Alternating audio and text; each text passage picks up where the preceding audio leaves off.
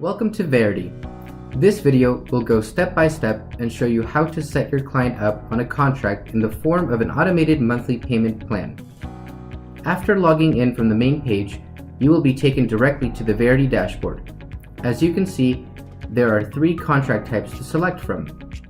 The Pay Now option allows you to create an invoice in-house and run your client's debit or credit card right on the spot. The e-invoice option gives you a template to work with to create an invoice for the amount your client owes and the options to email it directly to them so they can easily pay online in just a few clicks. And finally, the Easy Pay plan, where we'll go through the steps of what this simple process looks like. To get started, we'll click on the corresponding blue button. To start, we'll collect the Varidi account holder's personal contact information. When finished with creating a payment plan, Varidi will send an introductory email to your customer providing a digital copy of the contract and login credentials, where they can log in to their client portal. Here, we'll add a description or name for this contract that would be easy to track and identify for your office and for the client you are generating this for. Now, under the contract expense list, we'll enter the details of the invoice and the total amount due. Let's look at each item here. Under the expense description, the contract name will auto-populate here. However, you can also customize this further, like providing more detail if you choose.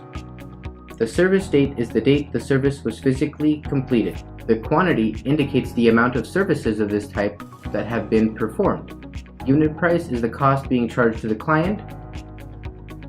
As you fill out the first line item, a second Add Expense line item row will appear. In this next portion, you can indicate what the estimated insurance coverage amount is, if it applies. And finally, select yes or no if we are choosing to collect any down payment. Keep in mind, the down payment is separate from the upfront cost to the customer. The amount in this row is what you are collecting upfront that goes straight toward the balance owed for the services performed. You can choose to collect a down payment in any form upfront from your client, or choose to have Varidi collect it on the contract start date. In this example, a $500 service is being contracted. There is no insurance coverage and a down payment is being collected today, in this case by Varidi. Now, let's look at the payment options. Here, choose when you want the contract to start. The default will be today's date, since we're creating the contract today. Next, when will the first payment be due? The default is set for 30 days after today's date. The maximum number of monthly payments indicates the threshold for when payments will be accepted. By checking the Require Backup Payment Method box, if the patient's primary payment method is unable to process for any reason at all, then a secondary method of payment will automatically process. This section of creating the payment plan gives you the choice to include the payment guarantee. Here's what the process looks like if we were to select yes. As noted on your screen within this section, the payment guarantee eliminates risk at no cost to your business. When your customer can't pay, Varidi will make the payment for them. A few simple questions to your client and inputting the answers that follow ultimately are calculated to determine the amount for which your client is guaranteed for. Once you reach the bottom of the page, we'll click on Continue. On the top of this next page, the first box you see with the heading Payment Guarantee is the amount that your client is eligible to fall back on, where the payment stream continues for your business even if there is a payment default by your client. In this example, the client is guaranteed the full amount of the balance. Next, we'll select the term and payment.